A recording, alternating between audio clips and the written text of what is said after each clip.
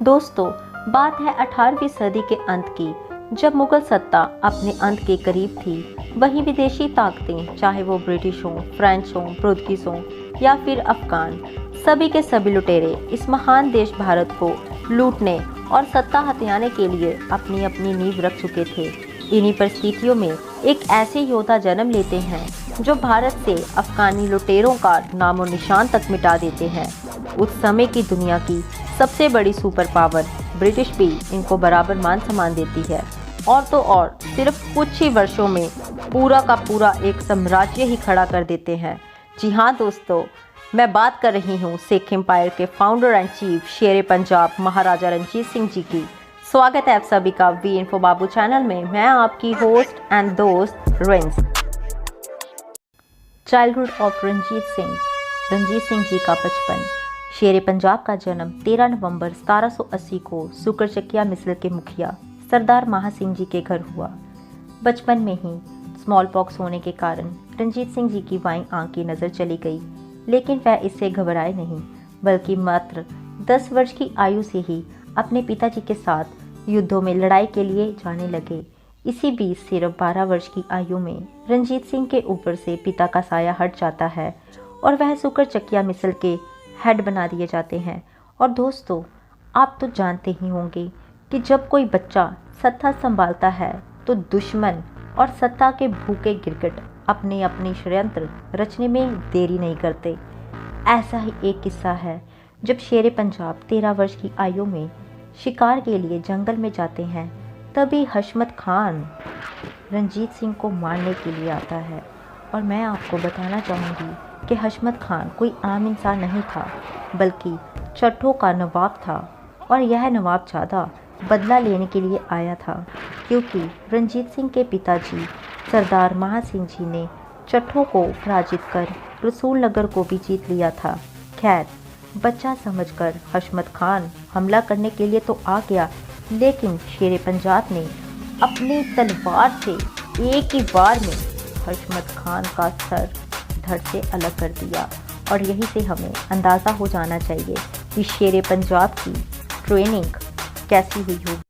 Rising of Ranjit Singh 18वीं सदी के अंत में 12 मिसलता था, जिसमें कि 12 मिसलों के मुखिया सिख थे और कसूर इलाके के शासक एक मुस्लिम थे, और वह हमेशा युद्धों में अफगानों का साथ दिया करते थे। इन मिसलों में से 5 मिसलें सबसे ज़्यादा पावरफुल थी: सुकरचकिया, कन्हैया, नकाई, आलूवालिया और बंगी।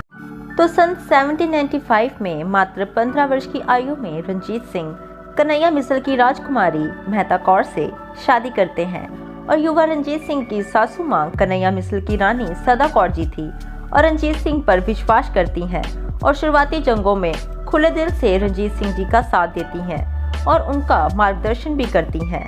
खैर, वर्ष 1798 में रंजीत सिंह दूसरी शादी करते हैं नकाई मिसल की राजकुमारी दतार कौर जी से। इस शादी से रंजीत सिंह को खड़क सिंह भी पैदा हुए, जो कि सिख एम्पायर के दूसरे महाराजा भी बनते हैं। और इसी तरह रंजीत सिंह जी बहुत सारी शादियां कर मैट्रिमोनियल अलायंस बनाते हैं और अपने साथी बढ़ाते जाते हैं। रंजीत सिंह के वंशजों के अनुसार उनकी 46 शादियां हुई और आखिरी शादी वर्ष 1835 में जिंद कौर से हुई थी। रंजीत सिंह का असली कद तब बढ़ने लगा जब सन 1797 में लुटेरे अहमद शाह अब्दाली के पुत्र शाह जमन अपनी 12,000 अफगान सेना के साथ पंजाब को लूटने आता है। तो मात्र 17 वर्षीय रंजीत सिंह कमान संभालते हैं और अपने दादा सरदार चड़त सिंह जी की तरह अफगानों की बखियां उधेड़ देते हैं और अफगानी सेना वापस अफगानिस्तान भाग जाती है।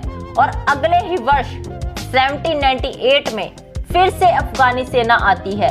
इस बार रंजीत सिंह अफगानी लुटेरों को लाहौर में एंटर होने देते हैं और फिर घेराबंदी कर लेते हैं। अफगानों का राशन, असला, बारूद सब तहस नहस कर देते हैं और इस बार फिर अफगान भाग खड़े होते हैं। अब होता ऐसा है कि इन जंगों के किस्से सुन वर्ष 1799 में लाहौर से एक खत 19 वर्षीय रंजीत सिंह जी के लिए आता है, और उस समय लाहौर शहर बंगी मिसल में शामिल था। तो उस खत में लाहौर शहर के बहुत ही सम्मानित 18 लोगों के सिग्नेचर होते हैं और इन 18 लोगों में से 16 मुस्लिम और 2 हिंदू होते हैं। और वह बताते हैं कि बंगी मिसल में मंदिर, मस्जिद और तो और गुरुद्वारों का भी क्या हाल हो गया है। जनता को न्याय नहीं मिल रहा और जनता पर अजीबोगरीब, जैसे कि शहर से बाहर जाने पर टैक्स, बच्चा पैदा होने पर टैक्स, शादी पर टैक्स, घर में एक से ज्यादा चूल्हा होने पर टैक्स आदि 17 तरह के टैक्स लगाए जा रहे हैं। तो आप हमें बचाइए। तो 19 वर्षीय रंजीत सिंह 25,000 खालसा सेना के साथ और अपनी सासू मां रानी सदा कौर की भी 25,000 सेना के साथ बंगी मिसल पर हमला करते हैं और 7 जुलाई 1799 को रंजीत सिंह जी लाहौर को भी जीत लेते हैं। और वर्ष 1801 में रंजीत सिंह जी खुद को महाराजा ऑफ पंजाब घोषित कर देते हैं और गुरु नानक जी के वंशज बाबा साहिब सिंह बेदी जी की देखरेख में यह राज्याभिषेक होता है। और फिर वर्ष 1802 में शेरे पंजाब अमृतसर भी जीत लेते हैं। Treaty of Amritsar. दोस्तों, अक्सर आपने देखा होगा कि जब भी अमृतसर की संधि की बात आती है तो बहुत सारे लोग किंतु परंतु करते हैं, लेकिन मैं आपको बताना चाहूंगी कि शेरे पंजाब महाराजा रंजीत सिंह जी पंजाब तो छोड़िए पूरे भारत के पहले शासक थे, जिन्होंने अंग्रेज सहाय संधि को लात मारी थी और अंग्रेजों के आगे कभी सरेंडर नहीं किया था। और वर्ष 1801 में महाराजा बने रंजीत सिंह जी का राज्य अब फैलने लगा था और वर्ष 1808 आते आते गुजरात डिस्ट्रिक्ट, लुधियाना, मुल्तान की सीमाओं को छूने लगा था। इसी बीच वह सतलुज नदी के दूसरी तरफ 3 बार हमला करते हैं और मालवा को जीतने लगते हैं, लेकिन वहां के सिख शासक मदद के लिए अंग्रेजों के पास चले जाते हैं। और उस समय माहौल ऐसा था कि अंग्रेज मराठाओं को हरा चुके थे और नेपोलियन भी जंगों पे जंगे किए जा रहे थे। वहीं रूस के जार का राज्य फारस यानी पर्शिया यानी आज के ईरान की सीमाओं तक पहुंच गया था। तो वर्ष 1809 में फारस और अंग्रेजों के बीच दोस्ती का समझौता हो जाता है और फिर उस समय के governor general of India Lord Minto first के दूत चार्ल्स मैककेफे और रंजीत सिंह जी के बीच समझौता होता है कि जिसके तहत रंजीत सिंह जी सतलुज क्रॉस कर दक्षिण में अपने युद्ध अभियान नहीं चला सकते थे और उत्तर में बिना रोक टोक जो चाहे करें। वहीं अंग्रेज भी रंजीत सिंह के राज्य की ओर नहीं देखेंगे और अगर रंजीत सिंह जी यह संधि नहीं करते और अगर युद्ध छिड़ जाता तो महाराजा रंजीत सिंह को एक तरफ अंग्रेजों और दूसरी तरफ फारसियों से भी लड़ना पड़ सकता था। Administration of Ranjit Singh. दोस्तों, आजकल आप अक्सर खालिस्तान शब्द तो सुनते ही होंगे और सबसे बड़ा सवाल उठता है कि खालिस्तान आखिरकार है क्या। तो मैं आपको बताना चाहूंगी कि पूरी दुनिया में हर वो जगह खालिस्तान है जहां पर ना सिर्फ सिखों बल्कि हर जाति पंथ धर्म के लोगों के साथ कोई भी भेदभाव नहीं होता हो और सभी को उनकी योग्यता के अनुसार एक समान अवसर मिलते हों। और आज की दुनिया को हम देखें तो इस्लामिक देशों के अलावा हर जगह ऐसा ही है और इसका ही सही अर्थ खालिस्तान है। खैर, तो दोस्तों, ठीक ऐसा ही शासन शेरे पंजाब महाराजा रंजीत सिंह जी का था और इसलिए उनके प्राइम मिनिस्टर ध्यान सिंह डोगरा और फॉरेन मिनिस्टर फकीर अजीजुद्दीन थे। दीवान दीनानाथ फाइनेंस मिनिस्टर थे और तो और शेरे पंजाब के पास लगभग 39 विदेशी जो कि अमेरिका, रशिया, फ्रांस, इटली आदि तमाम देशों के सिटीजन्स को भी उनकी योग्यता के अनुसार विभिन्न पदों पर रखा गया था और वह बहुत ही गर्व के साथ अपनी सेवा निभा रहे थे। Tax system. शेरे पंजाब का ज्यादातर टैक्स लैंड रेवेन्यू के रूप में ही आता था, यानी ज्यादा टैक्स किसानों से ही आता था और यह 33 से 40% तक होता था और टैक्स कलेक्शन के लिए इलाकों की नीलामी भी होती थी। लेकिन शेरे पंजाब के सख्त आदेश थे कि कोई भी 40% से ज्यादा टैक्स वसूली नहीं करेगा और तो और सेना को भी सख्त आदेश थे कि चाहे युद्ध का माहौल क्यों ना हो, आम जनता का जान माल का नुकसान नहीं होना चाहिए। Law and order. दोस्तों, आपको जानकर हैरानी होगी कि शेर पंजाब के लगभग 40 वर्ष के शासन में एक भी इंसान को सजाए मौत नहीं दी, और अगर किसी को न्याय चाहिए होता था तो तुरंत फैसले स्थानीय अधिकारियों द्वारा लिए जाते थे, न कि आज की तरह सिस्टम थे जिसमें सिर्फ तारीख पे तारीख मिलती है, और अगर कोई विशेष और बड़े मसले होते थे तो उसके लिए लाहौर में अदालतें आला भी बनाई गई थी। और तो और शेर पंजाब ने अंग भंग यानी शरीर का कोई हिस्सा काट देना ऐसी सज़ा पर भी बैन लगा दिया था। Education system. यूँ तो शेर पंजाब केवल गुरलिपि ही पढ़ सकते थे क्योंकि उस समय परिस्थितियां हमेशा युद्ध वाली ही रहती थी। लेकिन दोस्तों, आपको जानकर हैरानी होगी कि उस समय पंजाब तो छोड़िए, पूरे के पूरे सिख एम्पायर की लिटरेसी रेट 78% थी, और इसमें भी औरतों की परसेंटेज ज़्यादा थी। और यह सर्वे अंग्रेज़ों ने 1849 में किया था। खैर, लंबे समय से स्पेशली उत्तर भारत पे इस्लामिक हमलावरों का राज था, इसलिए उस समय ऑफिशियली लैंग्वेज पर्शियन यानी फ़ारसी थी। तो शेर पंजाब ने दो काम बहुत अच्छे किए, क्योंकि उस समय पूरे भारत में शिक्षा मंदिर, मस्जिद और गुरुद्वारों में ही दी जाती थी। तो रणजीत सिंह जी ने मंदिर, मस्जिद और गुरुद्वारों पर खुले दिल से जागीर देनी शुरू कर दी। और दूसरा अच्छा काम यह किया उन्होंने कि गुरमुखी, शाहमुखी, उर्दू और फारसी का 3 महीनों का कोर्स बनवाया अपने फॉरेन मिनिस्टर फ़कीर अजीज़ुद्दीन के भाई फ़कीर नूरुद्दीन से, और उस कोर्स के बुकलेट का नाम रखा गया नूर। मैं आपको बताना चाहूँगी कि इस कोर्स में भाषाओं के ज्ञान के साथ साथ बेसिक मैथ भी पढ़ाया जाता था। इस कोर्स की 5000 कॉपियाँ बनाई गई और हर गांव के नंबरदार को बांटी गई, और शेर पंजाब के यह सख्त आदेश थे कि हर नंबरदार 3 महीने के कोर्स कर सीधे मुझे चिट्ठी लिखेंगे कि हाँ, मैंने यह कोर्स कर लिया है, और फिर गांव में इसकी 5-5 कॉपियां भी आगे बांटनी होगी।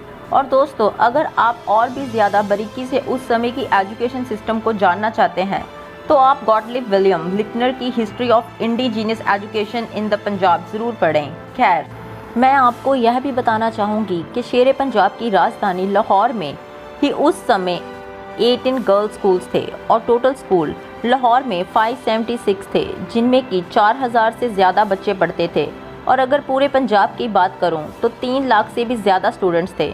और उस समय high standard oriental literature, oriental law, logical, philosophy, medical, astronomy, Persian, Arabic, Sanskrit आदि सब्जेक्ट की पढ़ाई करते थे। दोस्तों, आपको जानकर हैरानी होगी कि शेर पंजाब ने 1830 के दशक में लाहौर में इंग्लिश के लिए क्रिश्चियन टीचर्स भी बुला लिए थे। जाहिर है कि जब दुनिया की ओल्डेस्ट यूनिवर्सिटी तक्षशिला जब पंजाब सूबे में हो तो शेर पंजाब भी तो शिक्षा की अहमियत समझते ही होंगे। दोस्तों, शेर पंजाब रणजीत सिंह जी को समझने के लिए और उनकी सोच को समझने के लिए कुछ महत्वपूर्ण किस्सों की झलक लेते हैं। एक बार ऐसा होता है कि कुछ मुस्लिम फरियादी शेर पंजाब के पास आते हैं और फरियाद करते हैं कि वह शब बारात जिस रास्ते से निकालना चाहते हैं उस रास्ते में एक पीपल का पेड़ है जिसकी टाहनियाँ काफ़ी नीचे तक आ रखी हैं, और अगर वह टाहनियाँ काटते हैं तो हिंदू समाज नाराज़ हो जाएगा और कहते हैं कि हमें जाना भी उसी रास्ते से है। तो दोस्तों, आपको जानकर हैरानी होगी कि शेर पंजाब ने सबके सेंटिमेंट्स को ध्यान में रखते हुए आदेश दिया कि ना कोई पीपल कटेगा और ना ही कोई रास्ता बदलेगा, बल्कि उस रास्ते को ही 4-5 फुट गहरा कर दो। कमाल है, IQ लेवल देख रहे हो आप। दोस्तों, अब हम एक और किस्से को देखते हैं। खुशनमाज नामक एक मुस्लिम सोने के पत्रों पर चांदी की कुरान लिखते हैं, और वह सभी मुस्लिम राजाओं के पास जाते हैं ताकि उचित मूल्य मिल सके, लेकिन कोई भी मुस्लिम राजा सोने चांदी की कुरान नहीं खरीदता है।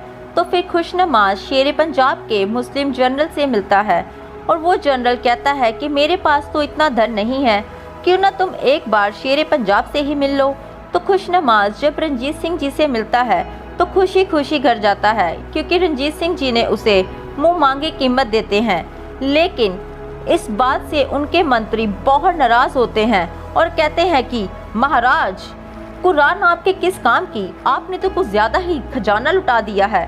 तो इस पर शेर पंजाब जवाब देते हैं कि मेरे लिए ईश्वर अल्लाह एक ही है, और शायद इसीलिए भगवान ने मुझे एक ही आँख दी है ताकि मैं सबको एक नज़र से देख सकूं।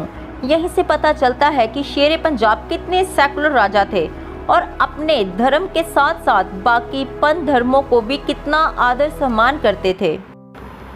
अब हम बढ़ते हैं तीसरे किस्से की तरफ। एक बार की बात है कि जब बूढ़ी माई रणजीत सिंह जी के काफिले के आगे आती हैं तो रणजीत सिंह जी के पैरों पर बर्तन टच करती हैं तो रणजीत सिंह जी हैरान हो जाते हैं और पूछते हैं कि माई आप क्या कर रही हो।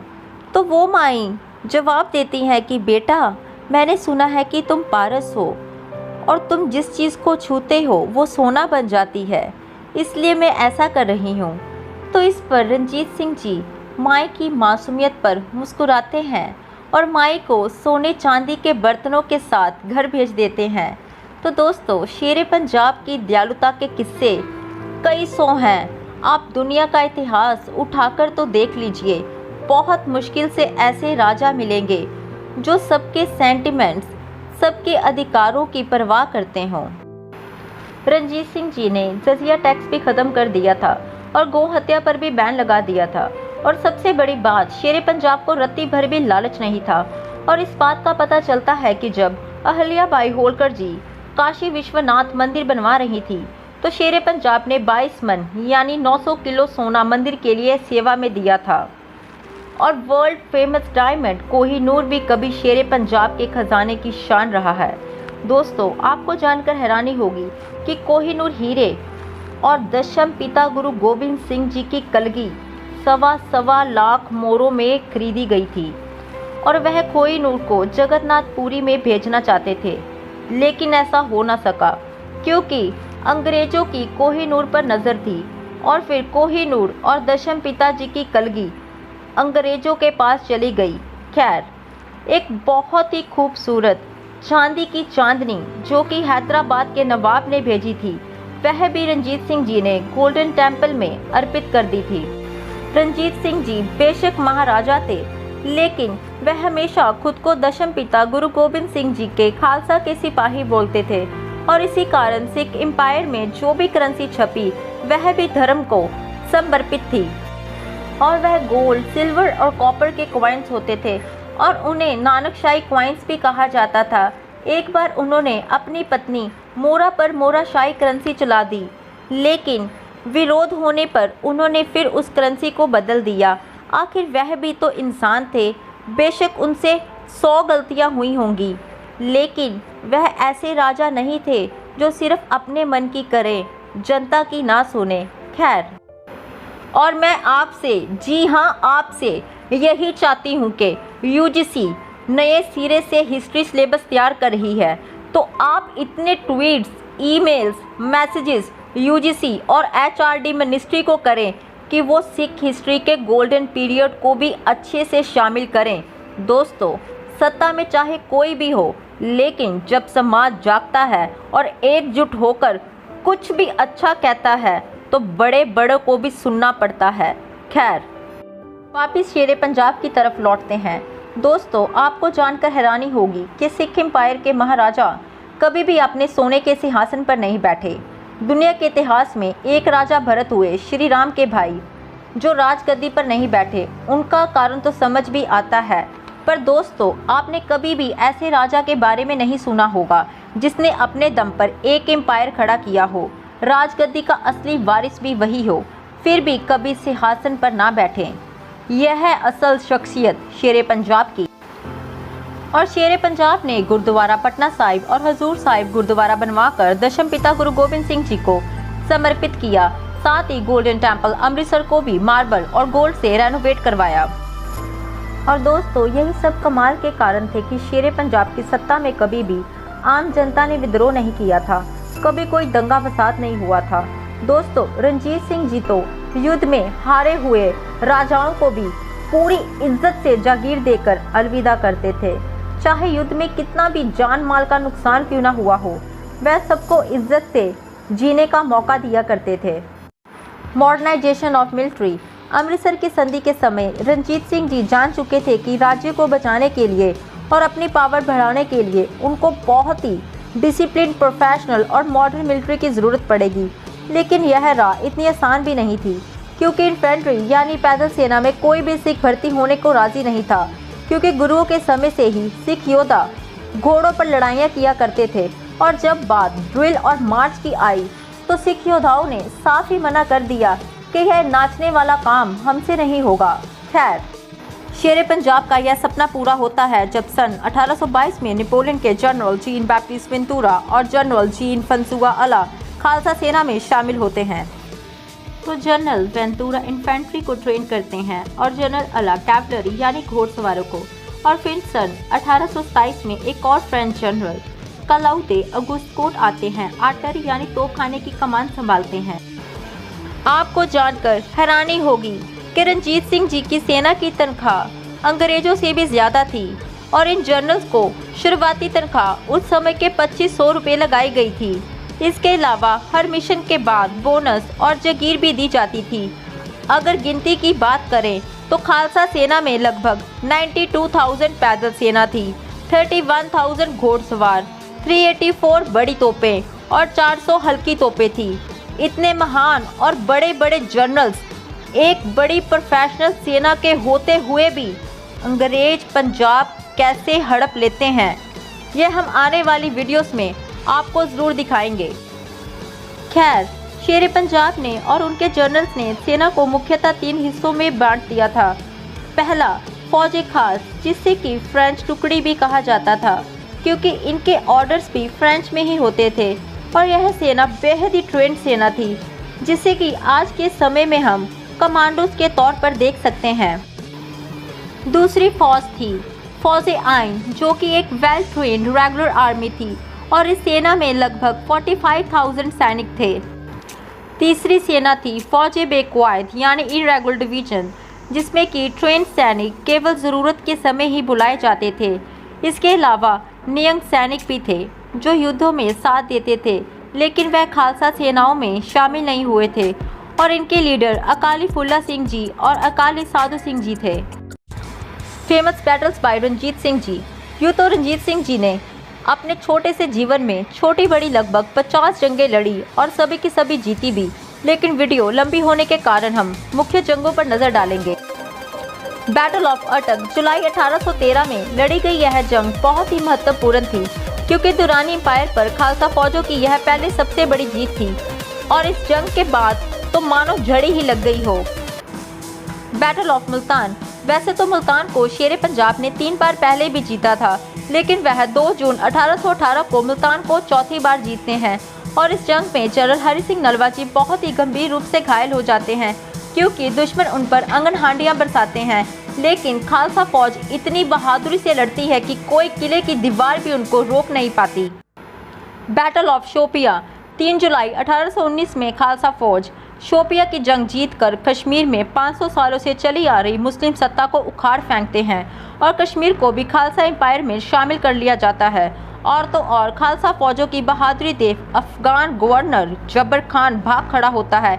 इस जंग में उस समय के सबसे खतरनाक तोप जमजमा यानी भंगियां दी तोप भी इस्तेमाल की जाती है, और इस जंग में अकाली फुल्ला सिंह जी के नेतृत्व में अकाली योद्धा भी बहुत बहादुरी से लड़ते हैं और अकाली साधु सिंह जी वीरगति को प्राप्त होते हैं। Battle of Nowshera. 14 मार्च 1823 को नौशेरा की जंग खालसा फौज जीत जाते हैं और इस जंग में general Hari Singh Nalwa, general Ventura, general Allard भी युद्ध में शामिल थे, लेकिन अकाली फुल्ला सिंह जी नौशेरा की जंग में वीरगति को प्राप्त होते हैं। Battle of Peshawar. 6 मई 1834 को लड़ी गई इस जंग का नेतृत्व हरि सिंह नलवा जी करते हैं और 800 सालों से चली आ रही मुस्लिम सत्ता को उखाड़ फेंकते हैं। Battle of Jamrud. 30 अप्रैल 1837 को लड़ी इस जंग का नेतृत्व भी हरि सिंह नलवा जी कर रहे थे। खैबर पास पर कब्जा कर अफगानी और अरबी लुटेरों के लिए भारत के दरवाजे हमेशा हमेशा के लिए बंद कर देते हैं, और हरि सिंह नलवा जी तो इतने महान योद्धा थे कि अफगानों के मन में उन्होंने इतनी दहशत भर दी थी कि काबुल में बैठे अफगानी लुटेरे हरि सिंह नलवा जी के नाम से भी कांपने लगे थे। लेकिन इस जीती हुई जंग में हरि सिंह नलवा जी वीरगति को प्राप्त हो जाते हैं। End of the legend. 1837 के आसपास की बात है कि शेरे पंजाब बीमार रहने लगे थे उनके सबसे खासम खास साथी जनरल हरि सिंह नलवा जी भी नहीं रहे थे। 27 जून 1839 को यह महान राजा अपनी आखिरी सांसें लेते हैं और इस दुनिया को छोड़ जाते हैं, और एक ऐसा साम्राज्य जिसकी सरहदें ईस्ट टू वेस्ट तिब्बत से लेकर अफगानिस्तान तक थी, नॉर्थ टू साउथ कश्मीर से लेकर सिंध तक थी, वह साम्राज्य भी इस महान राजा के बाद लाहौर दरबार में हुए अपार षड्यंत्रों के चलते अपने अस्त की ओर चल पड़ता है और सिर्फ 6-7 वर्षों में ही खालसा एम्पायर अंग्रेजों के कब्जे में आ जाता है। अब यहाँ भी रणजीत सिंह जी की डेथ को लेकर दो बातें सामने आती हैं। कुछ हिस्टोरियंस का मानना है कि रणजीत सिंह जी को थोड़ा थोड़ा जहर दिया जाता था और फिर लाहौर दरबार में हुए इतने ज़्यादा षड्यंत्र भी इस चीज़ की तरफ इशारा भी करते हैं, लेकिन वही ज़्यादातर हिस्टोरियंस का कहना है कि रणजीत सिंह जी बचपन से ही शराब का सेवन करते थे, इसलिए उनको स्ट्रोक आया और उस समय शराब पीना एक बड़ी बात यानी इज्जत वाली बात होती थी। यह ठीक वैसे ही है जैसे 1950 के दशक में डॉक्टर स्मोकिंग को अच्छा बताते हैं और स्मोकिंग कंपनीज की एडवर्टाइजमेंट भी करते हैं। खैर, इस तरह एक महान योद्धा, एक महान राजा जो सभी के हितों की रक्षा करता हो, एक ऐसा राजा जिसने सभी धर्मों को एक नज़र से देखा, एक ऐसा राजा जो आजीवन अजय रहा, एक ऐसा राजा जिसने भारत की इज्जत, जान माल को लूटने वालों की बखियां उधेड़ दी, एक ऐसा राजा जिसने सबको इज्जत दी, वह राजा 27 जून 1839 को हमेशा हमेशा के लिए हमें छोड़ जाते हैं। मेरी हिंदी प्रोनाउंसिएशन इतनी भी अच्छी नहीं है, अगर कोई गलती हो तो माफ़ करिएगा और कमेंट सेक्शन में आप ज़रूर बताइएगा कि आपको शेर पंजाब की जीवन गाथा कैसी लगी। वाहिगुरु जी का खालसा, वाहिगुरु जी की फतेह। जय हिंद।